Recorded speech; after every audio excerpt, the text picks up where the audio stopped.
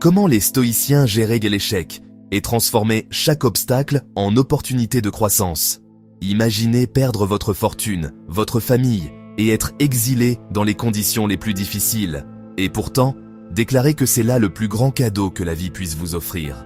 C'est exactement ce qu'a vécu Épictète, esclave, devenu l'un des plus grands philosophes de l'histoire. Aujourd'hui, je vais vous révéler le secret le mieux gardé des stoïciens. Comment ils transformaient systématiquement chaque échec, chaque obstacle, chaque catastrophe apparente en tremplin vers une croissance extraordinaire. Ce que je vais partager avec vous dans les 10 prochaines minutes pourrait révolutionner votre rapport à l'adversité pour toujours. En 1995, Steve Jobs était licencié de l'entreprise qu'il avait créée. Humiliation publique, échec retentissant. Pourtant, il déclara plus tard que ce licenciement était la meilleure chose qui pouvait lui arriver. Pourquoi? Parce qu'il avait appliqué, sans le savoir, un principe stoïcien vieux de 2000 ans. Ce principe, c'est l'amor fati, l'amour du destin. Plus qu'une simple acceptation, c'est la capacité à embrasser chaque obstacle comme une opportunité de croissance. Marc Aurèle l'exprimait ainsi dans ses pensées. L'obstacle sur le chemin devient le chemin. Ce qui nous barre la route nous fait avancer. Dans cette vidéo, vous allez découvrir comment développer cette mentalité stoïcienne qui transforme l'échec en succès. Vous repartirez avec des outils concrets pour faire de chaque difficulté un catalyseur de votre développement personnel. Mais avant de commencer, si vous voulez maîtriser l'art de la résilience stoïcienne, abonnez-vous à Stoïcisme et Réussite et activez la cloche. Chaque semaine, nous explorons ensemble comment la sagesse antique peut transformer votre vie moderne.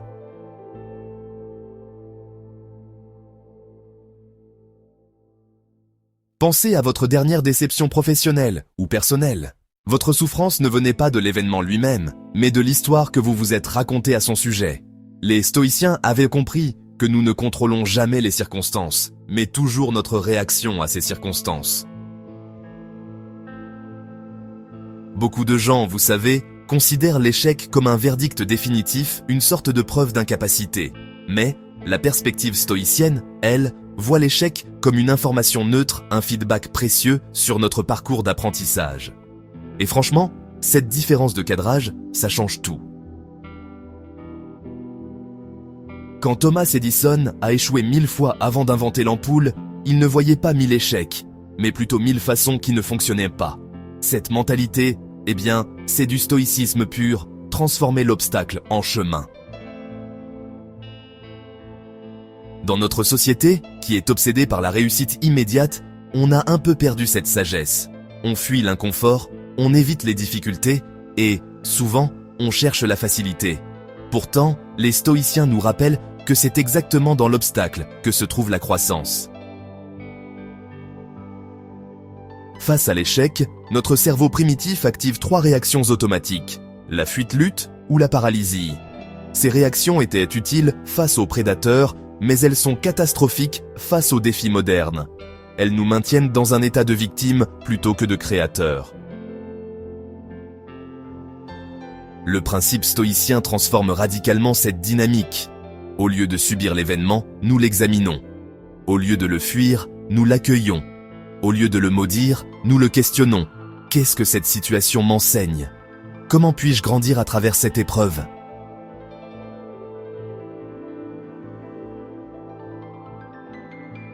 Trois obstacles majeurs empêchent cette transformation. D'abord, l'ego, qui refuse d'admettre l'erreur et préfère blâmer les circonstances. Sénèque nous rappelle « Celui qui ne veut pas reconnaître ses erreurs ne peut pas les corriger ». Ensuite, il y a la peur du jugement, qui nous paralyse par crainte du regard des autres. Marc Aurèle écrivait « Combien de troubles nous nous épargnons en ne nous préoccupant pas de ce que dit ou fait notre voisin ». Enfin, l'attachement au résultat, qui nous fait confondre notre valeur avec nos performances. Les stoïciens distinguent clairement le processus que nous contrôlons du résultat que nous ne contrôlons pas. Pour les stoïciens, l'échec n'est jamais un accident cosmique, mais un élément nécessaire du développement humain. Ils voyaient l'univers comme un système rationnel, où chaque obstacle a sa place dans notre éducation morale et spirituelle. L'épreuve révèle et développe les 4 vertus stoïciennes. La sagesse. L'échec nous enseigne la humilité et nous force à questionner nos croyances limitantes. Le courage, nous devons affronter nos peurs et persévérer malgré les difficultés. La justice, l'adversité nous apprend l'empathie envers ceux qui souffrent et nous connecte à notre humanité commune. La tempérance, nous apprenons à gérer nos émotions et à ne pas être emportés par les circonstances. Contrairement au positivisme qui nie la réalité de la souffrance, ou au pessimisme qui s'y complaît, le stoïcisme l'accueille comme un maître exigeant mais nécessaire. Cette approche équilibrée évite à la fois l'aveuglement et le découragement.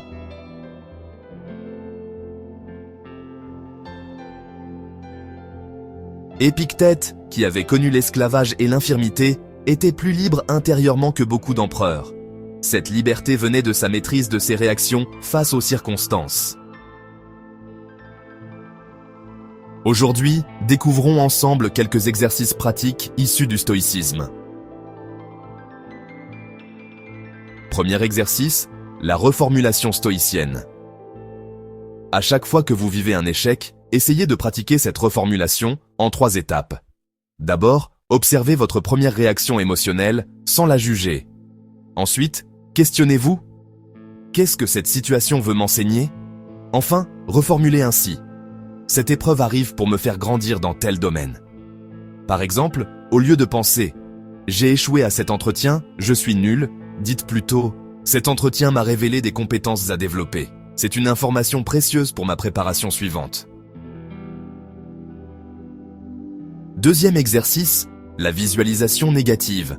Sénèque, par exemple, pratiquait la premeditatio malorum, c'est-à-dire l'anticipation des difficultés. Chaque matin, prenez un moment pour visualiser les obstacles possibles de votre journée et imaginez-vous en train de les transformer en opportunités.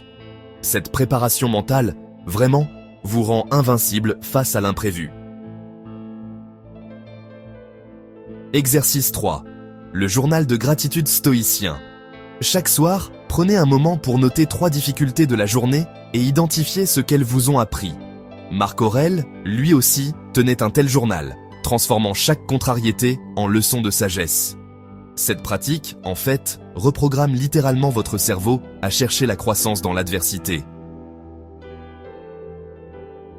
Exercice 4. La technique du que contrôlez-vous. Face à tout obstacle, divisez la situation en 2 colonnes. Ce que je contrôle, comme mes actions, mes réactions, mes décisions, et ce que je ne contrôle pas, comme les autres, les circonstances ou les résultats. Concentrez 100% de votre énergie sur la première colonne. Cette technique, simple mais puissante, transforme vraiment l'impuissance en pouvoir d'action. Commencez petit. Appliquez ces principes aux frustrations mineures, comme les embouteillages, les retards ou les critiques. Une fois que vous maîtrisez ces situations simples, vous pourrez affronter les grands défis avec la même sérénité. La transformation stoïcienne demande de la constance. Choisissez un exercice et pratiquez-le pendant 21 jours. Votre cerveau créera alors de nouveaux circuits neuronaux et cette nouvelle perception deviendra peu à peu une seconde nature. Nous avons exploré ensemble le secret des stoïciens. Ils ne subissaient pas l'échec, ils le transformaient. En distinguant ce qui dépend de nous de ce qui n'en dépend pas, en reformulant chaque obstacle comme une opportunité d'apprentissage, en développant les vertus cardinales à travers l'adversité, ils avaient découvert l'alchimie qui transforme le plomb de la souffrance en or de la sagesse. Cette approche stoïcienne vous libère de 3 prisons mentales. La peur de l'échec qui paralyse l'action, la colère face aux circonstances qui épuisent votre énergie et la victimisation qui vous maintient dans l'impuissance. À la place, vous développez la résilience, la sérénité et surtout une confiance inébranlable en votre capacité à grandir à travers n'importe quelle épreuve.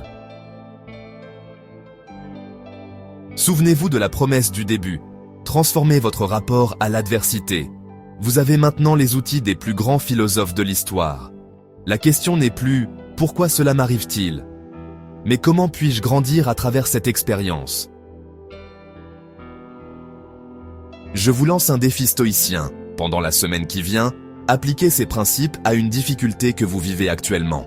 Choisissez un des 4 exercices pratiques et expérimentez-le quotidiennement. observez comment votre perception se transforme. Et surtout, partagez votre expérience dans les commentaires. Racontez-nous comment vous avez transformé un obstacle en opportunité. Vos témoignages inspirent toute notre communauté et enrichissent notre exploration collective de la sagesse stoïcienne. Comme le disait Marc Aurèle, vous avez le pouvoir sur votre esprit, pas sur les événements extérieurs. Réalisez cela et vous trouverez la force. Cette force, c'est celle qui transforme chaque échec en victoire, chaque obstacle en tremplin, chaque épreuve en cadeau. La route de la maîtrise stoïcienne commence maintenant. Êtes-vous prêt à faire de votre prochain obstacle votre plus grande opportunité ? Si cette vidéo a transformé votre perspective, likez-la pour inspirer d'autres personnes dans leur quête de résilience. Abonnez-vous à Stoïcisme et Réussite pour continuer ce voyage vers la maîtrise de soi. Et dites-moi en commentaire, quel obstacle allez-vous transformer cette semaine ? La sagesse stoïcienne vous attend, à vous de jouer.